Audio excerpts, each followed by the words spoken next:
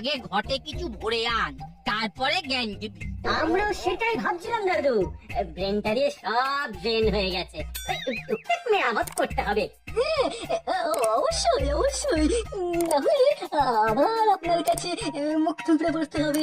Hello hello, চল চল চল, এবার এখান থেকে মানে মানে সরে পড়তে হবে। এদিকে তো নতুন খবর শুনলাম। না, আর দেরি না করে খবরটা এক্ষুনি মুড়ি সর্দারকে দিতে হবে।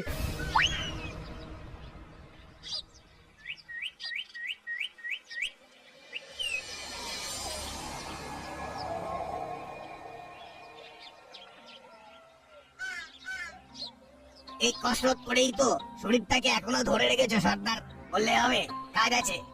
কাজ নয় কাজ নয়, আমার হাত পা বুক পেটের বাজগুলো দেখ। শুধু ঘাম ঝরালেই হবে না, কাম ভি ঠিকঠাক করে করতে হবে। ঠিকঠাক করার জন্য তো আগে বাস্তুটা নেড়ে খেতে দেখতে হবে। তুই আবার বাস্তু নিয়ে বলতে শুরু করবি নাকি? আমি আমি আর কি বলবো, বল্টুর দাদুর মুখের কথা শুনেই তো বাস্তু নিয়ে জেনে ফেললাম। আর তারপরে এখানে এসে গুণগান করতে শুরু করে দিলি। আমার তো এখন মনে হচ্ছে সর্দারের ঠেকেরও বাস্তু ঠিকঠাক নেই, তাহলে সর্দার সেই একই জায়গায় পড়ে থাকবে কেন? কেন আবার তোদের মতো সাগরেদ কপালে জুটলে তো কপাল পুড়বেই। আমার তো মনে হচ্ছে তোমার কপাল খুলবেই খুলবে সর্দার। সেটাও এমনি এমনি হবে না। গুলো আর বাটালির কথা মতো দাসপাড়ায় নাকি একজন বাস্তুশাস্ত্র জানা লোকের ভালো চাহিদা আছে।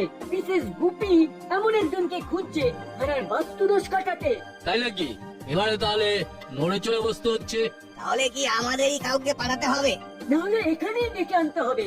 আর কারোর দরকার না তার, আমাদের তো আছে। সর্দার বারবার ফেসে গিয়ে লোকাতে সেটে যাচ্ছে, সেটা আমরা দেখতে পারবো না। সর্দার পারমিশন দিক না দিক, এমন একজনকে তো খুঁজে বার করতেই হবে। তোদের কাউকে কিছু করতে হবে না, যা করার সেটা কোনো শাস্ত্র জ্ঞানী করবে, আর সেই জ্ঞানী যথা সময়ে যথাস্থানে হাজির হয়ে যাবে।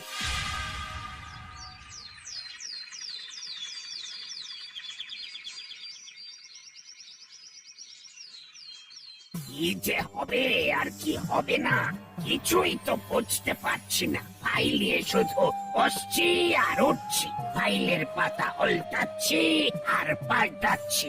আমি যতক্ষণ না সিঙ্গেল দিচ্ছি ততক্ষণ ওরকমই করতে থাকো, ওরকম। সিঙ্গেল নয় কি নি, ওটা সিগনাল। সবই যখন জানো তখন কথায় কথায় দোষ ধরো কেন? আহা, দোষ আর ধরছি কোথায়? দোষ তো কাটাতে চাইছি, কিন্তু বাস্তু দোষও কাটছে না।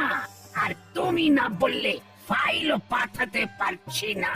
আমিও তো বুঝতে পারছি না, বাস্তু দোষ নিয়ে যে একটু ঘাটাঘাটি করবো সেটাও মাটি হয়ে যাচ্ছে। নাট বল্টু নো পাত্তা, নির্ঘাত হাত তুলে দিয়েছে। এই সেরেছে, তাহলে তো আমার প্রমোশনও গেছে। না না না, আহা, এবার হুলো বাটালি কি করে সেটা একবার দেখে নিতে চাইছি। দেখা দেখে কিচ্ছু নেই, আপনি আমাদের ওপর চোখ বন্ধ করে ভরসা করতে পারেন। আমরা ঠিক আপনাকে ভরসা করে দেবো। মানে একেবারে সাজিয়ে গুছিয়ে এই মনের মতন করে দেবো। কিন্তু তোরা সঙ্গে করে কাকে আবার ধরে এনেছিস? খোঁজাখুঁজির পরে ফট করে এই সাধু বাবার সন্ধান পেয়েছি। আর ইনার কথা মতোই ওই বাস্তুশাস্ত্র নিয়ে ইনার বিশেষ পড়াশোনা করা আছে। বুঝেছে না ছাই, সাধু বাবাই তো নিজে এসে বললো কোথায় কি বাস্তু দোষ কাটাতে হবে। মুরানন্দ মহারাজ হাজির আছে।